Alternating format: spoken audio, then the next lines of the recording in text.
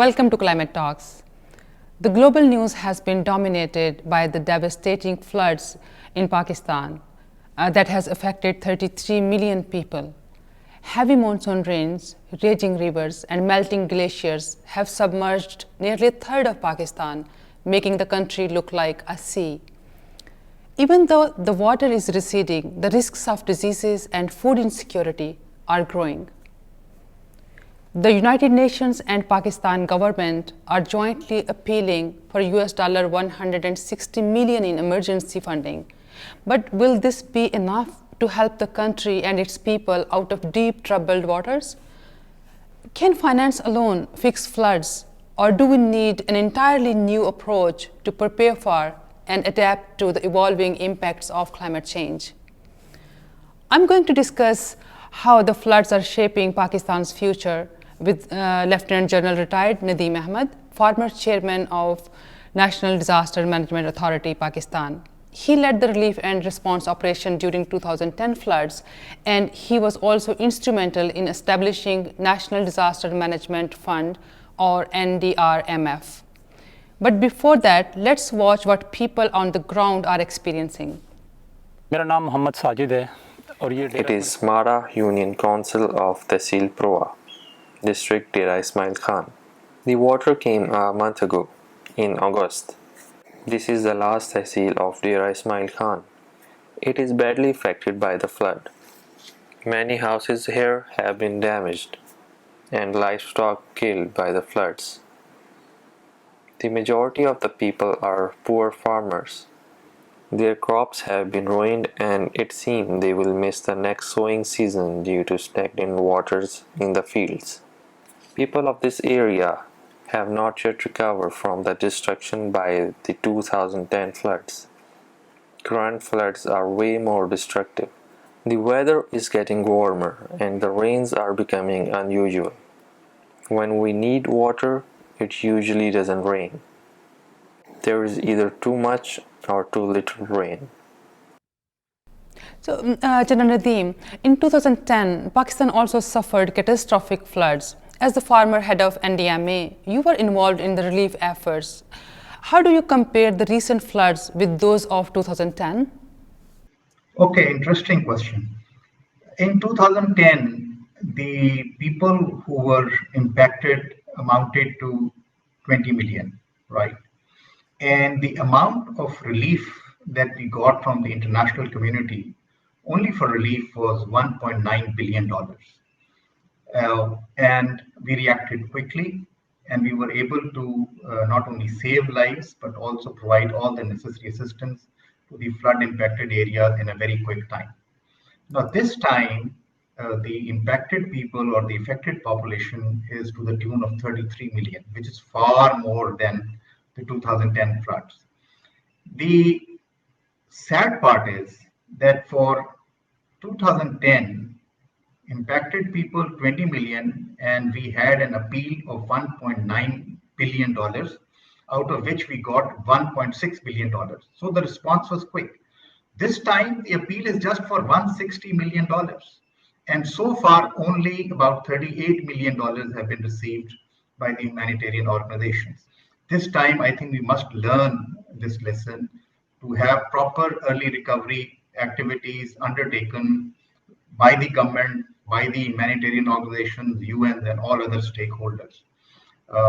And then a very structured reconstruction and rehabilitation. Again, a lesson learned from 2010 floods. So coming back to your original question, this is far worse. And the sad part, as I said, not enough of relief responders on the spot. As you mentioned, in 2010, the international community was quick to respond and support Pakistan's flood victims. What do you believe is causing delay to response this time? At the government level, and it will be true for probably any government in the world, that a flood of this magnitude was never expected. They were expecting a kind of a flood, but not this kind of flood. This was just too much. And the glacial melt, the precipitation, and the hail torrents all put together actually created a havoc which we had not seen in 2010 floods. So there were in 2010 there were about three waves of flooding that came, and it started from the north and slowly went to the south. So we were able to move our response accordingly. In this case, it has come about all over Pakistan, all of a sudden, and in a very big way.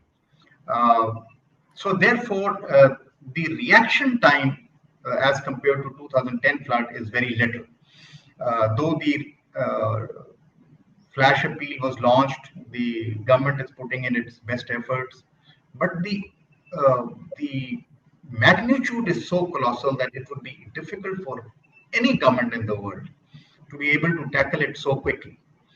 Second issue that I wish to highlight here is that we have had 2010 flood, which was at that time the biggest disaster Pakistan had faced, and we had come up with certain recommendations which were made to the government, especially in enhancing the capacities at the district and provincial level and also the stakeholders. That was unfortunately not done. And therefore, the capacities remain about the same that we had in 2010. And the international support, of course, is far less as compared to 2010. If we take a look at projections and also if we look at the reports of the Intergovernmental Panel for Climate Change, we know that Pakistan is highly vulnerable to climate change induced disasters. So do you think that Pakistan is ready to deal with such catastrophic events in the future? Let me be honest. I think after the earthquake and 2010 floods, Pakistan did take some steps. For example, we created the dedicated agency like National Disaster Management Authority. We created a dedicated ministry called Ministry of Climate Change, and which has issued their plans. So the plans are already there. And by the way, they created a fund called the National Disaster Risk Management Fund, and I had the unique honor of raising that fund from a scratch, which provided grants, 70% grant money to both public sector and non-public sector organizations, which are willing to undertake risk reduction and climate adaptation projects. But that project is not really now moving as smoothly because it has run into a lot of bureaucratic red tapeism and bottlenecks. I think, and it's not a small fund. It's we had more than I think about $450 million with us, and we were, in fact, we not only funded the infrastructure projects of flood protection and school resilience and the health building resilience, we also trained the communities. The community-based disaster risk management training was provided. We also were the lead agency in providing $50 million assistance to the government of Pakistan for the COVID management. We were the first one.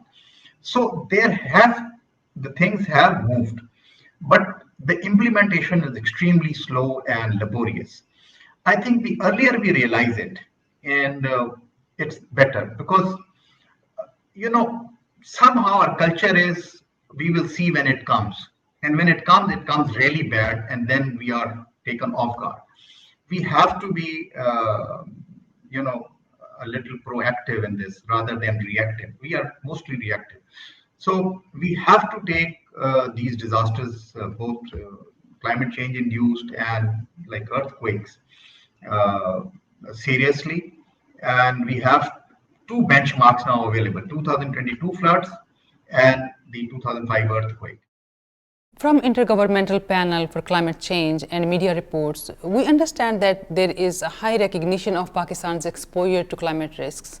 So what lessons did Pakistan learn from the 2010 flood, and how closely did this shape its planning?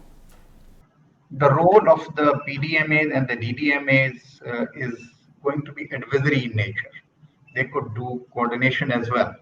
They could provide guidance as well. They can, provide you the guidance as to how can you make a disaster resilient infrastructure. They have that capacity. And if there are areas where these capacities may not be there, then those capacities need to be built up. And whenever the P&D departments, the planning and development departments of the provinces sit down for planning the annual development plan, the PDMAs and the DDMAs should have a say. Do you think Pakistan has vibrant institutions able to implement such big projects?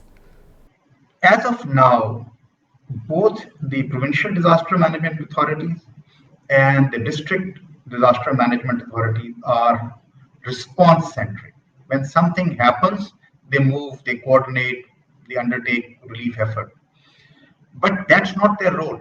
As far as law is concerned, they're supposed to also do risk reduction and climate change adaptation. For climate change adaptation, now we have an environmental directorate in every province. I think both of these directorates, the PDMAs and the environmental directorate, must be merged and must be capacitated. You just mentioned the role of provincial disaster management authorities in disaster management. Could you elaborate more on it, and also the role of district disaster management authorities? If you recall, the district disaster management authorities were set up in all the districts which were considered vulnerable to any kind of disaster, not in all the districts of Pakistan. So I think there were about 74 such districts which were considered to be vulnerable to floods and earthquake. Process had started. I'm not very sure whether all the DDMAs are active, but quite a number of DDMAs are there on the ground, and I think they are taking a lead role in their respective districts with regard to response. But my point is, again, we need to move away from response to being proactive and work towards risk reduction and climate change adaptation.